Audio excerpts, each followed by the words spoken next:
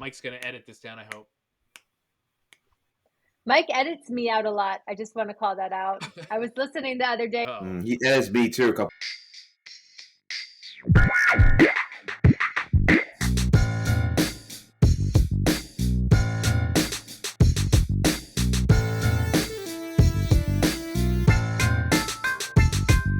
Greetings, everybody. Welcome to another edition of the Heroes Peak podcast. I am your host, Chris, and we're here to talk about the end of the world. No, we're here to talk about entertainment, culture, and whatever the hell we feel like, which may be about the end of the world. Today, with me, I have James and Keith. How you guys doing today? I'm doing splendid. Feeling great. Feeling great. Much better than Ukraine. Ooh. Oof, too soon. Well, why don't we go right into it? Because afterwards, we're going to get to some movies and television and the stuff we actually want to talk about. But we definitely, as a culture podcast, need to have a little bit of this discussion. James, do you want to give me a basic breakdown of what we know so far about the Russian-Ukraine conflict or war? Straightforward. Vladimir Putin was feeling himself and wanted to resurrect his old KGB Cold War USSR days and decided to reach his sphere of influence into Ukraine, a sovereign nation. And despite the notice, the warnings of the European allies, NATO, the US, and the rest of the free world, he said, "Fuck you guys, I'm going in," and he did exactly that. However, soon to find out is that the Ukraine people are a little tougher than we thought they would, and they're putting up a fight. Despite incredible odds, they're defending their sovereignty as a nation, as a free nation, and that's it. It's high level summary right there. Maybe Keith could add some more flavor to it, but that's about it. You got any Ukrainian flavor over there, Keith? I don't even know what Ukrainian flavor is. Like, what is the taste of Ukraine? I mean, all jokes aside, though, like I'm first. I'm gonna say this: there is unfortunately a racial component to this conflict that I really hate conflating with the actual conflict itself. But it's undeniable in how it's gotten how it's played itself into the conflict in terms of like the fleeing, who's allowed to leave, who's being helped to leave, who's being pushed back to stay, or like who's being barred from the trains and things that are leaving, and also who's being taken into the neighboring countries like Poland, who they're letting in. Um, and this seems to be like a European crisis, and they're only recognizing white Europeans. And that's a little bit Yeah, there's a whole bunch of like African students who are African up there students, that we were seeing. African, Indian, Asian, yeah. Muslims. Like it's like they're being barred from like getting on trains to leave the country, or to the point that the now that it's all throughout the media and things like that, the government had to put out a statement about like uh, uh it investigating and investigating those instances, and they gave a number, a tip line number for people to call who go through who that happens to. But they just did that. They just did that today. But that's whatever. I don't even like.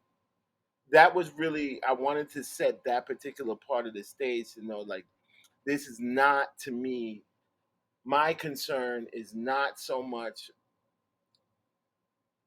for the Ukrainian people, and that's not to say that I encourage bloodshed or look a blind eye to it. What's going on is wrong. But really what my concern is that Putin, unprovoked, is talking about nuclear weapons. Well, all right. So, of course, all of us have taken extra care now to watch uh educational historic videos, shit like that. We're trying to catch up on the situation, and as such a big world, none of us are experts on all of the different problems that are going on at any given time. So, trying to pass on some of the better information I can as non-experts, right? Number one, we're all frustrated with this conflict for a variety of reasons. Uh, as Keith said, for some reason, racial animus continues even in the middle of a war, which is always just ridiculous, stupid. If someone's trying to get out, just help them get out, man. It's just stupidity. Um, Outside of that, the unprovoked attack, unprovoked attack. The more I listen, seems less unprovoked and more of a pattern on behavior that just is so long in the making of Putin that we tend to forget things. One of the funniest things when we all watched Star Wars Episode 7 was we all laughed when they were like, "I can't believe they forgot about that giant war that happened that nobody knew that it existed." Do you guys remember that when Han Solo has to say it was real, it was all real, and they're like, "Oh my god, I thought that was a myth," and we all kind of laughed at that idea that Yeah, within it was 30 only like years 30 years, and he forgot about it. Yeah, yeah. forgot about it. But this seems to be a real world thing because I'm like, "Oh yeah, shit, I remember when Russia just fucking invaded uh Georgia." Georgia, and that wasn't even 30 years ago. That was It within 10 wasn't 30 years. years ago. And then when he annexed Crimea, like he just fucking did that shit. And we're all like, "Oh, what the hell do we do?" And nobody knew what to do. No one could do anything. And they just let that shit slide. And you're like, what happens when you let shit slide? Someone's just gonna keep doing it. And then you find out about the natural resources, the financial resources, uh, recent technological changes that basically turned um, the Black Sea and some of the area that, or a lot of the area that Ukraine holds, is full of natural Very, gas very reserves, valuable. Very and valuable. and Putin seeing this and them being a state that basically supplies natural gas and oil, being they have a large amount of land, they have access to that stuff, and they sell it to Europe specifically and everybody else. But Europe, I think I read somewhere that it was like Germany is like 30% of their sales. Like they just pump that shit over to Germany so much that they were paying Ukraine billions of dollars because the pipelines were running through Ukraine because when Ukraine turned into a independent nation, that they had to pay Ukraine to do it, and that it cost them so much that they actually rerouted all this shit. That they Yep. they created new pipelines away from all other countries so they could go directly to Germany and not pay anybody. Like that's financial. Like that's a lot of stuff to do. It's just so interesting that um the we see these people and are listening to them. They're like, I don't know, this is so surprising that Putin would do this. But now that you're seeing this kind of history, you're like, is it that surprising? We really haven't slapped his hand. We've never. Yeah, but Chris, you forget there's in the last election cycle, within like last 2 years, there was a large contingency of this country under the previous president that basically said Putin wasn't doing any ill. You know, it's a myth. Putin's a good guy. You know, he's just a strong military leader. You know, Quietly, in this 2 years ago, he wasn't a myth. quietly, those people still talking the same Tucker nonsense. Carlson, we see you. So yeah, exactly. And so it's not a surprise. The surprise I think to everybody is it's so out in the open. We are seeing it And number two, this isn't the first conflict we've seen, even in recent memory, by any of these nations. It's just that these people are showing their, oh my God, it's happening in Europe. Like, we're seeing that on the broadcast. All these broadcasters are like, oh my God, white people are under attack. Like, No, shit, man. even Like, if you check the we've been watching news, this for even years. if you check the news to see how it's being reported, yo, the reporters, the Mhm. reporting on this new on this conflict sounds racist as fuck. And not even like barely, like the one guy said, I have to be careful how I say this. Dude, you know what you're thinking if you say I have to be Be Yo, careful how I say careful. this. at the moment somebody says like, "Oh, no disrespect," you know something disrespectful is coming right after it. So I guess the question is, at what point are we actually, can we do we do See, anything? Like, it's frustrating. seriously, what country do they It's invade frustrating, but that you say those To people? be what as we've a done, NATO what country. we've done is the best course of action. You could say anything else you want about about Biden and his domestic policy, but this right here, I think like this is the best long term strategy for reining Putin in. Like you got to cut him off from the rest of the world. Cut him off. You don't want to play along with the rules. I cannot. Yeah, cut him off. Cut them oligarchs off. And like when you do it for real. I like how they have Biden has a task force right now looking for the oligarchs' money in this country, the expensive real estate. And I know because as a real estate agent in Jersey, like those are the cats I used to try. Those are the cats I worked with. Wealth of Russia and those Russian oligarchs and the actually what they calculated is like they have hidden in the U.S. and other parts around the world 89%, the amount totaling 89% of what the whole Russian GDP is. It's huge. It's trillions of dollars these cats are hiding. Wow, that's huge. I mhm. Yeah, I'll say that one thing that did surprise me was how quickly Biden Oh, and all of it didn't Europe, just surprise including you. the likes of It didn't Switzerland, just surprise you. came Mm. It around surprised to the Putin too. sanctions. They they they just landed. They landed that stuff real quick. They didn't wait. Biden didn't jump ahead of time. He didn't overshoot quick, before it happened. So he didn't. I mean, Putin had to run with his like peacekeeping force shit for that nobody was buying. Like he's done this before, but it's like they did hit them quick with that. They did push on those buttons.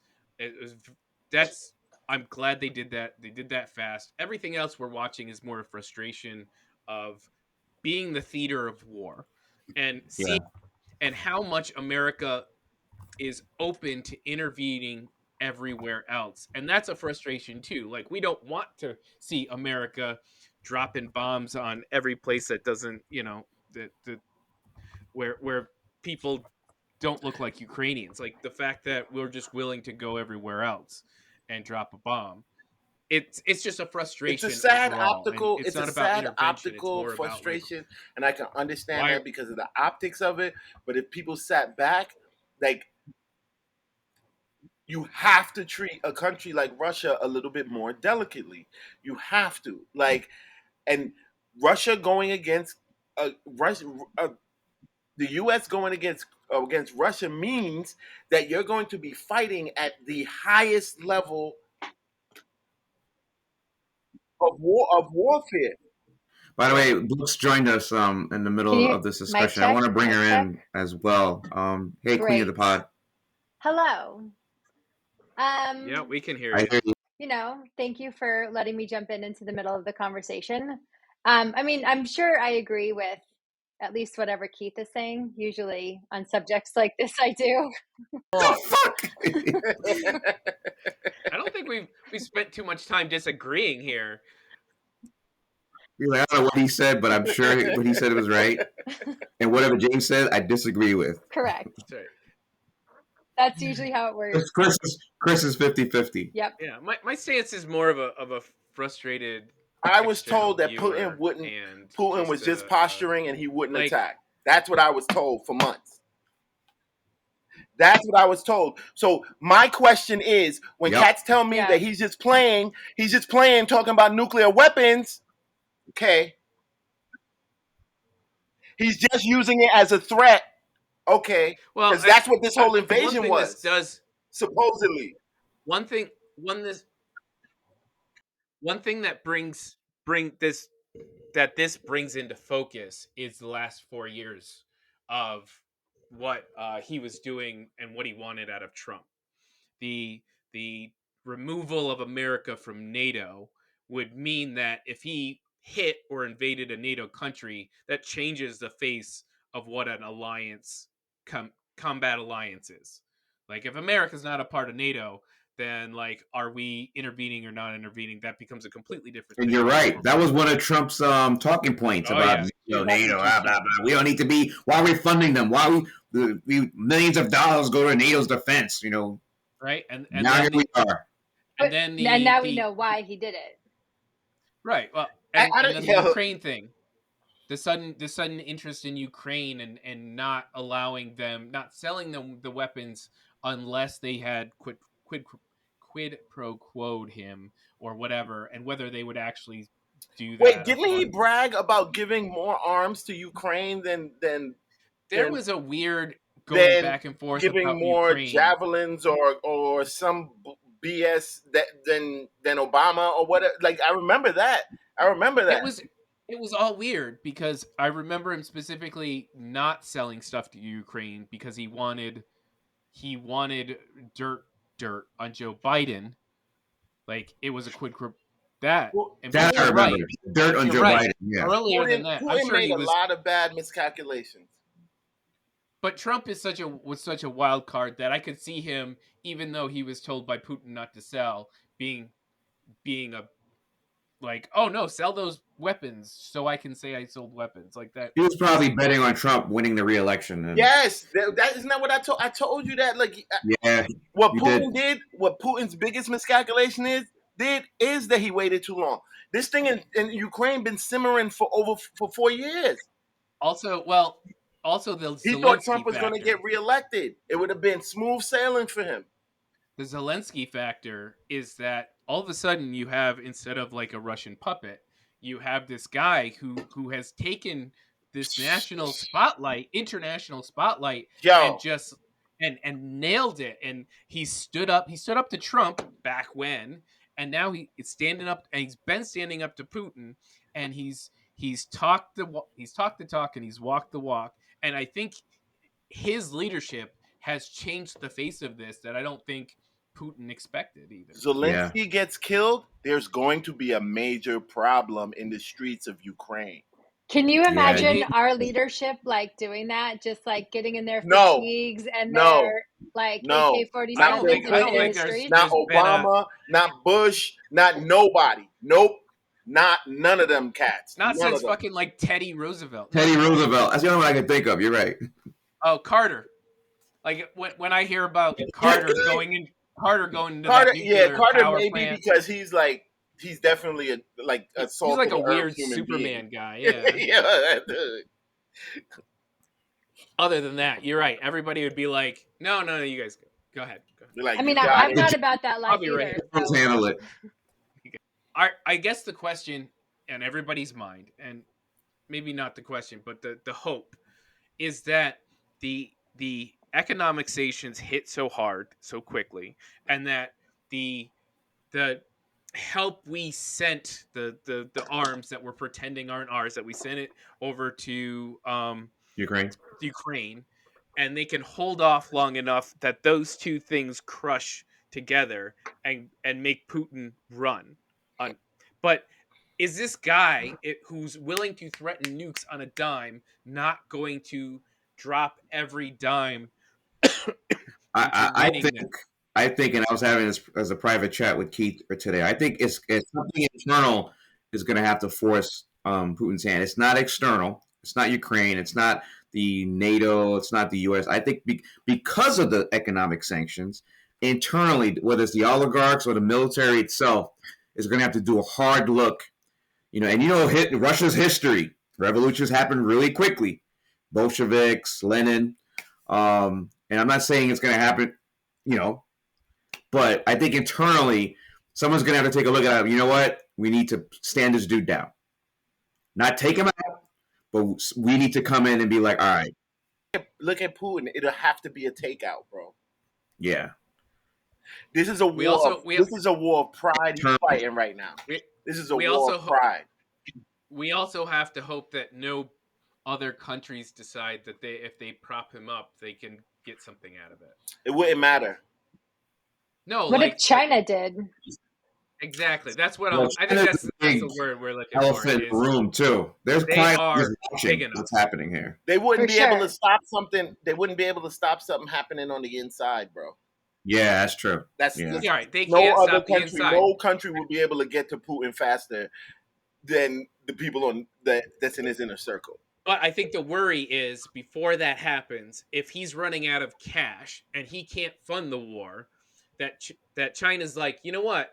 For a little bit of quid pro quo, when we go down to Taiwan, that's where the military circle and the oligarch class will be like, pause. We don't need the Chinese influence. And China is not going to float enough money into Russia to keep the oligarchs rich.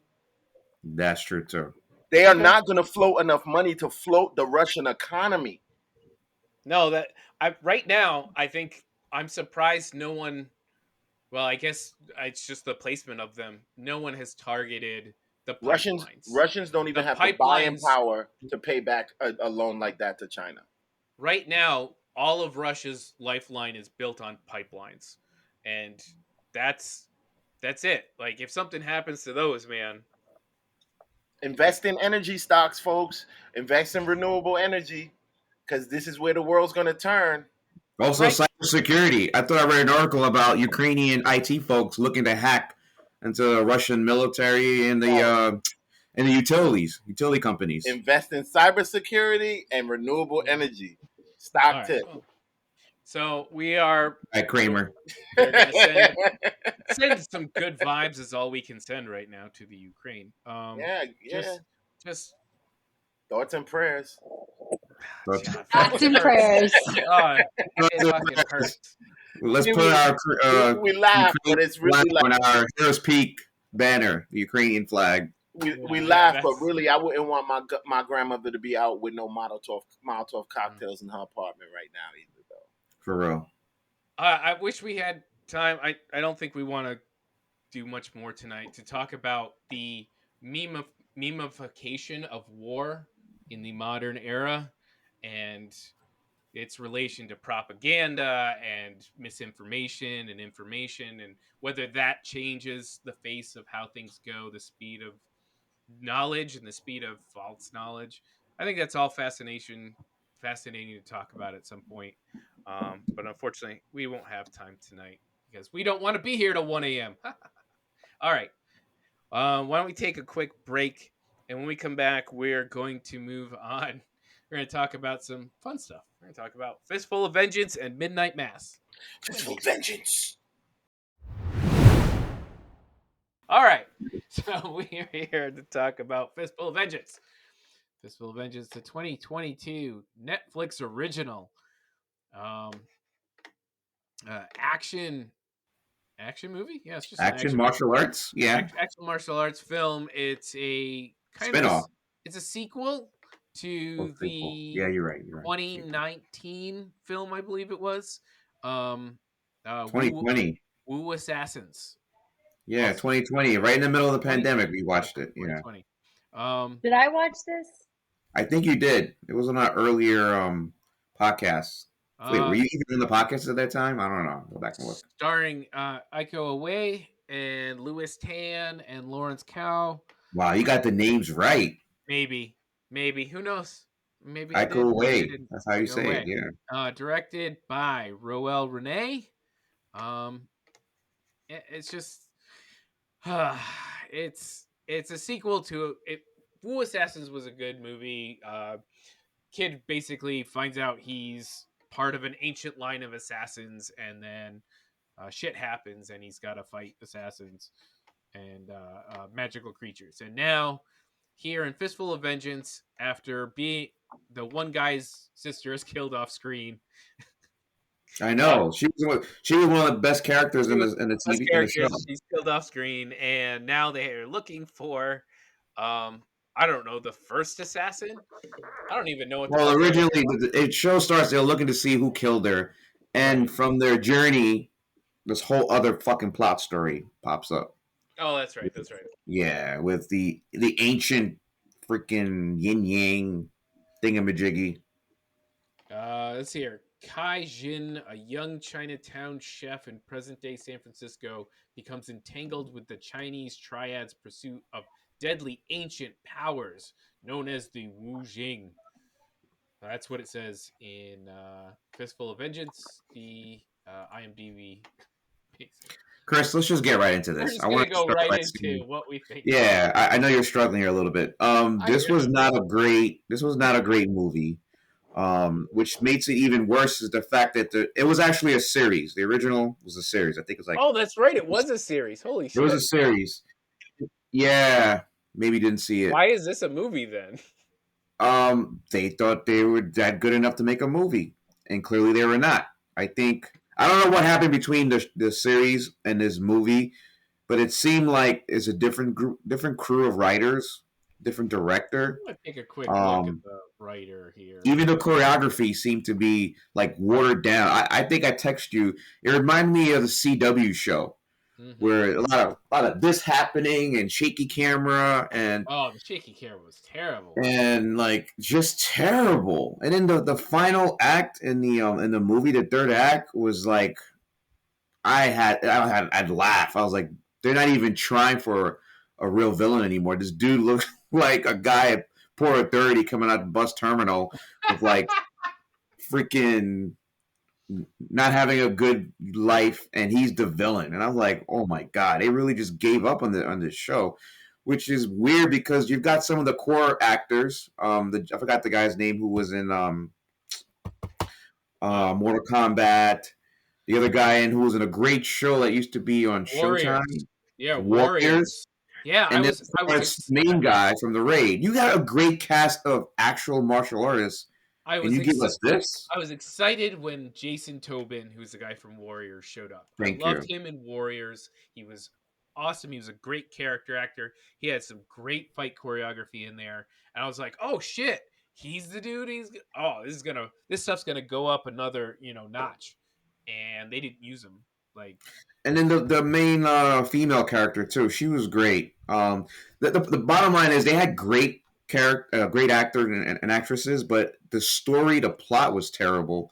The choreography wasn't nowhere near as good as the original series, and I don't know if they're gonna be able to do another one of these things now after how bad this one was. No one even Why would talks they about it do anymore. another one? I don't know. There's got to be a niche somewhere of people who actually like this stuff and want I to mean, see more of it. there's a million martial arts movies of varying quality, but usually they had some martial art coolness to fall back on, and I felt this wavered too much in that front to make me want to go see another one of these. Let's go over to Brooks. What did you what did you think of this watching? I'm really mad at whoever put this on the agenda. It's probably me. We I was didn't excited. know it was this bad. We're all just as shocked as you. We were This excited was about Wu Assassins, and I'm like, oh shit, they got an actual kit. this was really bad. And it's so interesting because I was talking to my boyfriend ahead of time and I'm like, maybe it was just me. Maybe everybody else actually thought this was good.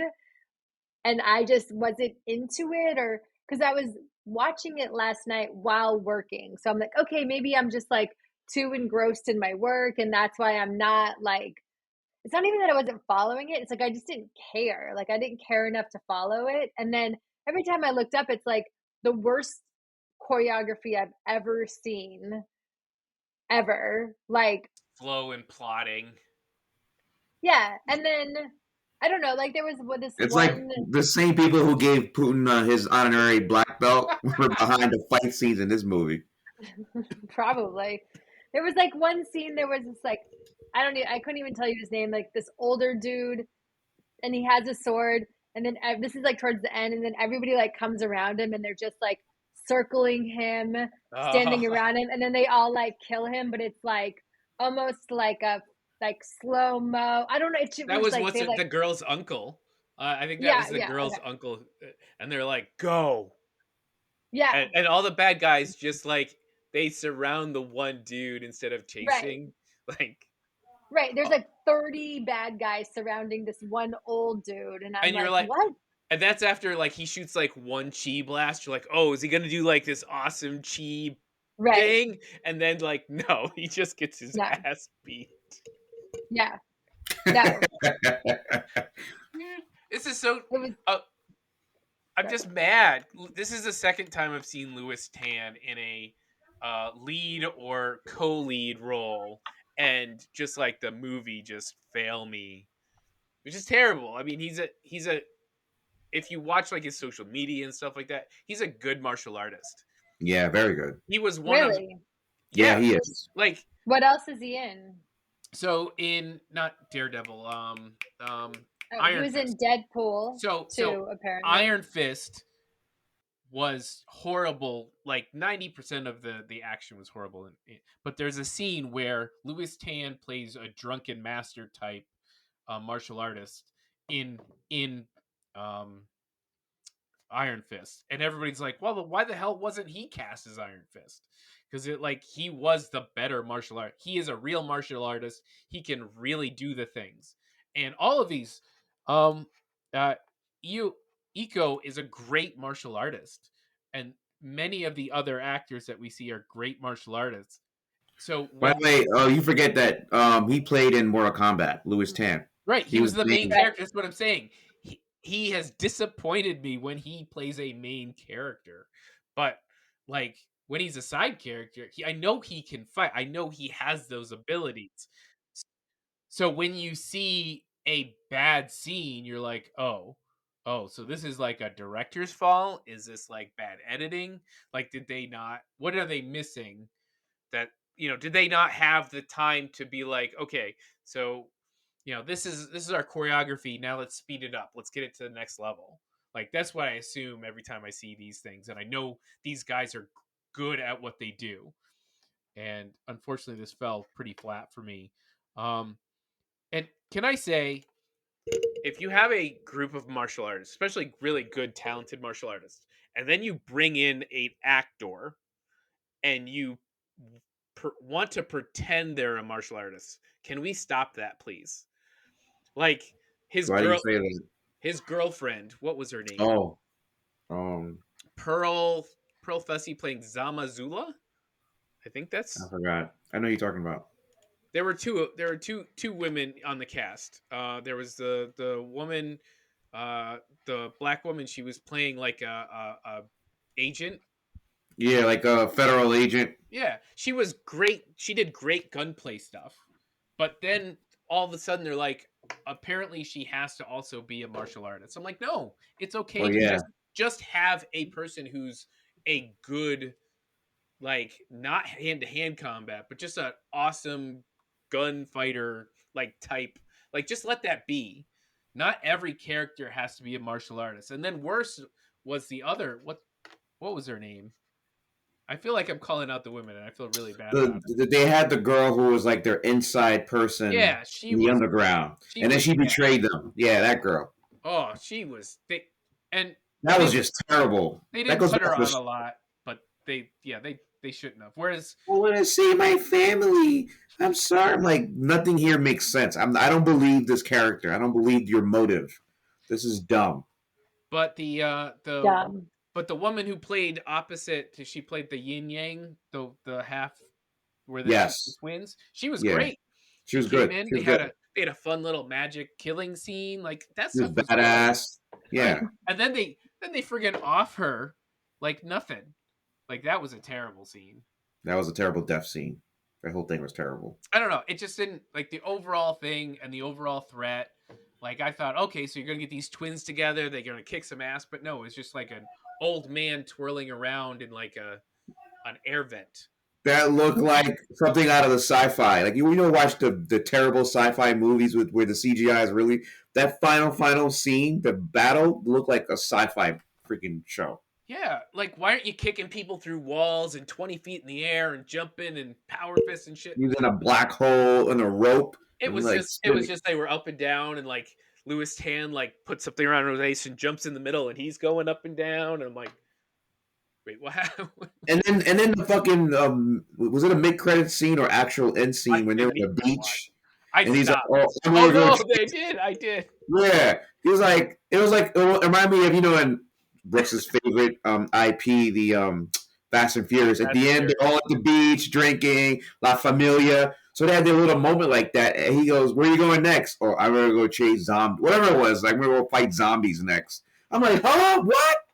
Like, does that mean there's going to be another one? Probably. yes. Well, I guess they're writing it so that if they get greenlit for another one, there's a storyline. But I'm like, did he just say he's going to chase zombies or whatever? Like, yeah, now I how do we remember. get Yeah, here? they all like run into the beach like it's Wait, do that again. like Do the Pamela. beach What's runnings. the Pamela Anderson movie TV show?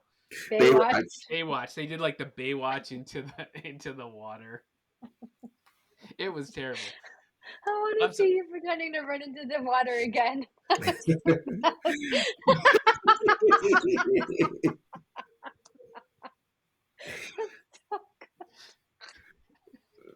And scene. All right, so why don't we give a grade to this wonderful piece of art? I can't give it an F, but I'm going to give it a D for doo-doo. All right, D for doo-doo. Brooksy. I was going to give it a D for doo-doo, but I think I'm going to give it an F for fuck that movie. Oh, shit. Patent pending. I'm gonna go with a D as well. D for D. It was just F for fuck that movie. It was just bad all around. It was Just bad. like the things that were supposed to be good. At least give me like a really good scene I can fall back on and enjoy. And I just felt like every time they got close to that, they decided to do weird camera work or the shaky. Weird. Remember that one scene where they're going through the build, like they're trying to do. I was like, oh, this is dizzy as shit. Like it just isn't working if you're. I thought some of it was kind of. I'm like, okay, so you're gonna have them driving down the thing, and then he's doing the cool action scene. I can see that working, but doing it just like once for one fight, if you're not gonna consistently be like, this is my style, this is how we're gonna handle this multi-level action thing. Also, if you're not doing good action, it doesn't matter. It doesn't matter if you have drone camera work. It doesn't matter because it looks like a CW show. Right, exactly. So yeah. Whew, not a great review on this one. Sorry, Lewis Tan, You're gonna have to come up with something better. Yeah, and definitely don't watch this movie if you're thinking about it. F for fuck that movie. Fuck that movie. All right. It's so funny because I really was like, this is going to be one of those movies where they're talking about how great it is, and I'm just like, this is one of the worst movies I've ever seen. No, so I'm glad that we're all aligned. We've watched a bunch of really bad martial arts movies as of late. I feel like we've gotten so little really good ones. Do you remember? Yeah. Remember the James Jiu-Jitsu with what's his name? It also had Iko Uwai in it, but it had Mike's gonna edit this down, I hope. Mike edits me out a lot. I just want to call that out. I was listening the other day. He edits me too. What's his name? Bees, not the Bees. What's this weird actor in Pig? What's his name? Nicolas Cage. Nicolas Cage. Do you remember that movie with Nicolas Cage and the time demon or the space demon that comes through? Yes. That was a terrible movie too. That was terrible. All right, edit all that out because that was not worth the time to speak about it. All right, when we get back, we are going to talk about Midnight Mass, the series on Netflix as well. A much better series than what we just watched. Much better watch. Join us. We'll be right back. Midnight Mass is a Netflix series. An isolated island community experiences miraculous events and frightening omens after the arrival of a charismatic, mysterious young priest. This was created by Mike Flanagan, stars Kate Segal, Zach Gilford, and Kristen Lehman. None of those names I had heard of. Well, Kristen Segal I've heard of, but for the most part, a lot of recognizable faces, but none known names to me. You know, those kind of actors. The fun that let you kind of get into their character because you don't know them, right? You don't necessarily know them, except for Raul Coley, the sheriff. Him I recognized. I've seen him before.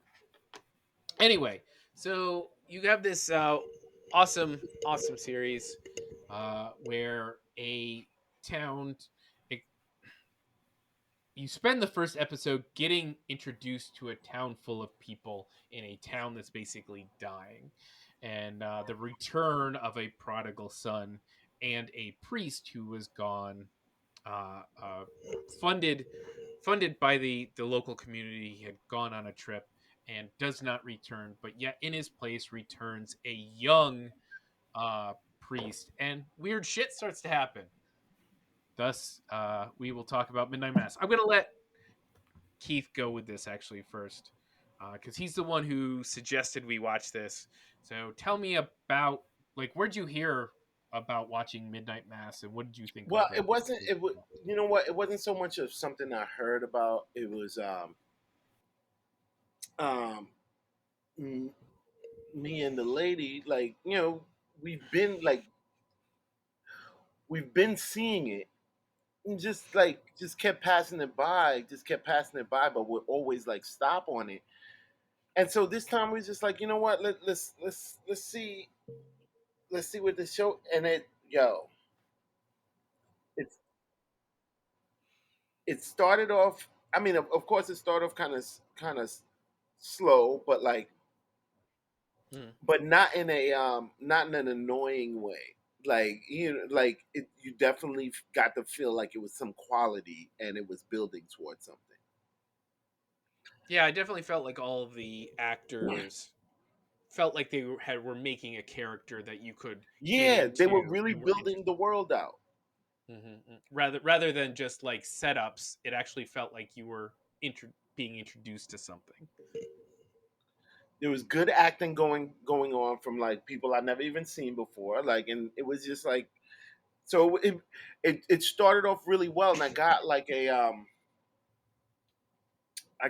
a American Horror Story kind of vibe from it. Hmm. I didn't know the turn it was going to take, but man, it was compelling. Like, you knew something was wrong, or something was up, or something supernatural was going on. It wasn't even until, like, what is it, the second or third episode, that you realize that you're watching a Yeah, vampire. about the end of the second episode. Yeah, Yeah, and Like, even then, the way they twist that character, that phenomenon, you're not even oh quite my, the sure if vampire as it. Angel, as like, it was so perfect. Like, Mhm. I've never seen like, I've seen tons of different iterations of the vampire Mhm. story and mythos, and twisted several different kinds of ways, but like, I feel like I've never seen this like Judeo-Christian angle of the angel being a vampire. And they held it. They held that the entire time. At some point, I was like, "Oh, this is gonna twist off, and they're gonna realize what this is." No, they said, "Pete, this is what the people believe. This is how they're gonna believe it. This is why they believe it." To the point where you have to start to question whether you believe it happening in this universe or not. They held that through the entire thing, including to I mentioned the sheriff, this great little one person and his son, the Muslim. They're Muslim. Muslim view of this Christian town's event, and like how that's affecting him, how how the town's responding to By the way, him. whoever the writers for this show wrote some great conversational dialogue for him when they were trying to defend Islam to Christians, Yeah, saying and we believe that Jesus was a prophet of God, but his Mhm. message was altered. Like he was saying some real world type of shit within this supernatural Mhm. um show, talking about how 9/11 affected him. Like there's a lot of layers in this damn supernatural horror movie. it was a lot better. It was a lot more than I expected to get, and I was very pleasantly surprised by that series. Right. And you know what? As I was watching it, I was like, okay, I'm expecting the supernatural. I'm expecting killings and all that. But when they did the miracles are the things That's that what start made you to. start questioning things, right? Am I missing? Am I wrong? Yeah, Is this the real? girl stands up out of her wheelchair. Like that seems positive. That's not a negative. Now you don't know. Now you all messed up. You all messed up. You Yeah. don't know what's going on. And there were some care even outside of the supernatural events, they kept the character work solid and character individual arcs and troubles, and they work those really heavy into this overarching supernatural plot, and they work those characters through, and I think that's what made it a great series as opposed to a cool supernatural event series CW shit. My Vampire girlfriend, Legacy, whatever. Vampire Diaries. Right, exactly. and as a just as a note on how well they developed those characters, my girlfriend literally cried when dude rode the ch- rode the was in the boat with the chick in the the and he was like pregnant. Yes, I know. He was like, I only brought you out here because I know that this was the only way to convince you of what I'm saying. Look, that that was a deep moment. that whole scene had me on the edge of my seat. I was And I like, couldn't Oh, believe the character. I was like, no way he's dead. He was the best acting character in the show other than the sheriff. And he goes out like that. It's not even the finale. but like his boo hoo interaction with her crying. and Boo hoo crying. his purpose and what you were led to believe by what's going on. You're like, oh shit, he's gonna kill that. He's gonna kill her, and she believes she's like, oh shit, did you bring me out here for this? Like they pulled you, the writers, the acting pulled you along, and on top of that, one of the coolest and kind of creepy things outside of that supernatural was his visions, because his whole thing about his redemption arc after Thank you. I was gonna say that the redemption of killing the drunk driving, his right. murder the young girl. And that camera, like the first time he lays down to sleep, and then you pan over. Oh shit, I lost Keith. I'm sorry. Um, you pan over and you see him staring at her, and it doesn't ever do anything like that. That vision doesn't like attack him or something like you might expect. But I thought that was an amazing piece of character work as well as keeping the creep factor up. The main character, the great use of that creepy memory whenever he was going to sleep, and how it completed his arc in the boat as he was making a sacrifice to save someone else. Great scene, well created character with a weird supernatural thing that was never like meant to be a second vampire or a ghost or anything like that. It was just him hating himself, and it was worked great. His guilt. Yeah. Um, I think I'm gonna go A minus. I think this was really well done overall. Like I said, the acting is great. I thought even the minor characters gave me something. The teenagers weren't really important, but they had a little bit of something. They ended up, being the winners, the survivors at the end. I thought it had some great emotionally powerful moments, like when the girl who was shot when she confronted the guy who shot her. That whole scene that would had me shook. The couple in the boat had me shook. Uh, the girl taking the bite and clipping the wings like while she was getting eaten. At That the was end, freaky. yeah. And the Muslim guy's kid, the sheriff's kid, Mm-hmm. um, that whole thing and him finally coming back to his dad. Great work all around. I'll give it an A minus. A minus. Very good. Wow. I could see myself giving it an A, but I think I want to give it an A minus only because of the final episode. The ending. I It kind of left me a little bit empty. Like you build it to so much, and then just to see the vampire supposedly fly into the sun and kills himself, which didn't make any Well, sense. he couldn't fly away. That was why she was clipping I his I wings. know that he couldn't I find agree. and the entire island. He couldn't find anywhere to hide himself from the sun, which There didn't make was, any sense. yeah, I agree with that. Yeah.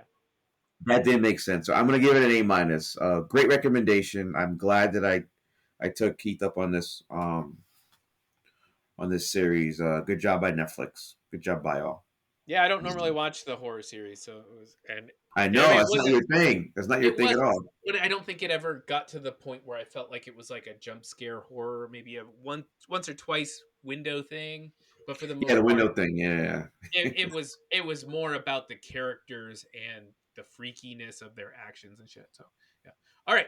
Well, thanks for joining me, guys. We had a couple of great discussions. We had a fun. Ukraine fun? No, no, not really. Let's hope that everything calms down, and everybody gets back to peaceful living. All right, everybody, follow us on social media. Rate us on your podcasts and podcast apps and YouTube, and come talk to us.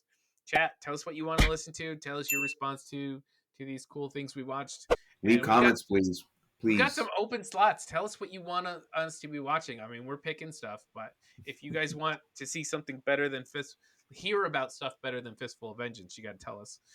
And yes, of course, we'll be watching the Batman next week. All right. 0. Bye, everybody. Thanks for joining me. We'll see you later.